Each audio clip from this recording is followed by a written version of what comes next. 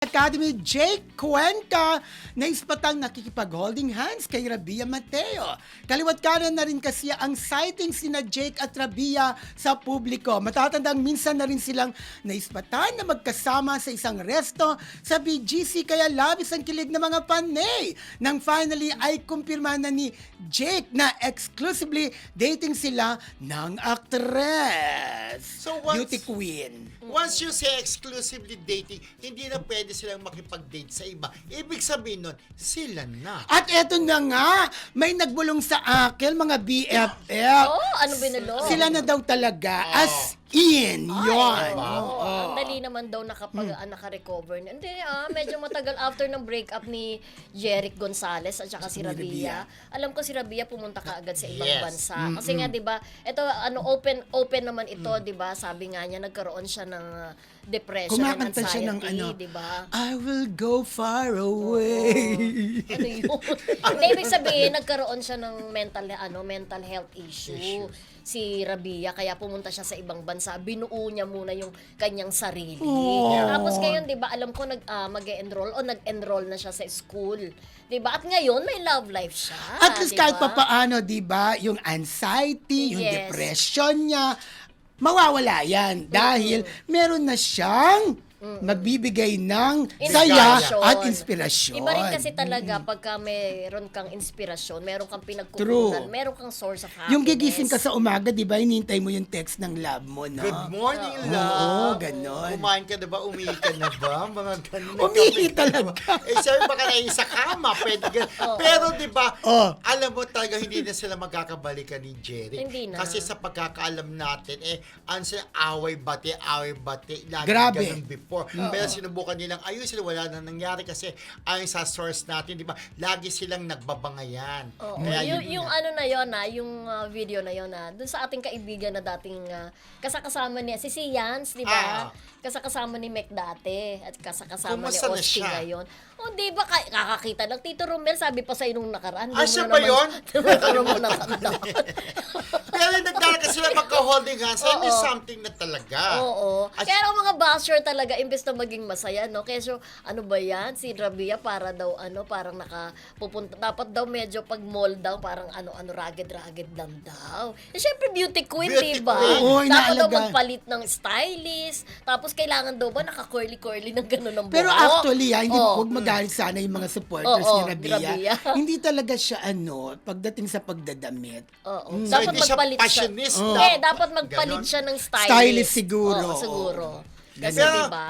pero sabi yung mga dread, Oo. bilang beauty queen, kailangan talagang postura ka kahit isang ball ka. Ang mga artista dapat ganun-ganun ka. Hindi bongga, naman kailangan bongga. posturong-postura. Hindi yung postura na parang nakagown ka. Star Hindi daw, Awards? parang naka-big curls daw siya. Pero alam mo, bilib ako Tapos, sa mga ibang artista na Oo. kahit wala silang makeup, Makeup. naka-t-shirt lang. Si Oo. Melanie Marquez, si Coolie Desma.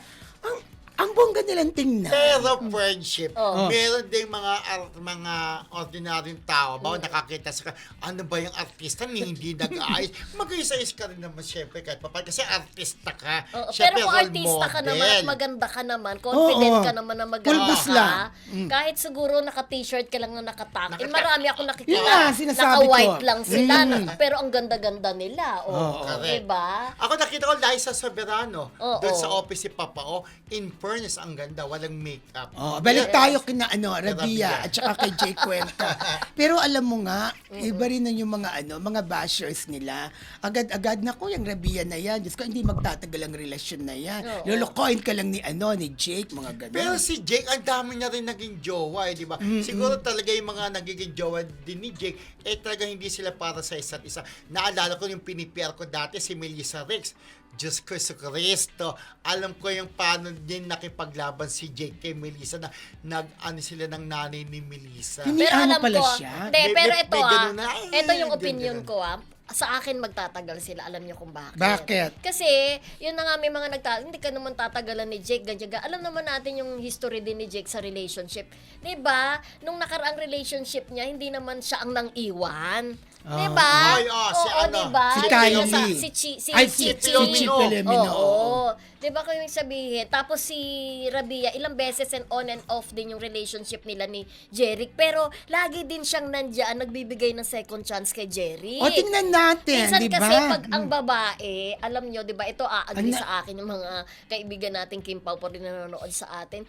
Pagka ang babae talagang sobra yung patience, pwedeng magtagal din talaga ang relationship. Oh, siya ang nagtitiis, Oo. yung ganon. Oo. Tumatagal talaga. Tumatagal talaga. So, dapat may pagka-murder ng konti. Pwede, Diba? oo. Ang mga girlita, abo, gano'n naman. Actually, ganun talaga sa relationship Oo. ha. Yung babae talaga ang Oo, dapat. magdadala rin talaga. Correct. Oo. Correct Ako ka ba dyan. nagdala? Ba't ikaw ba nagdala ng relasyon nyo before?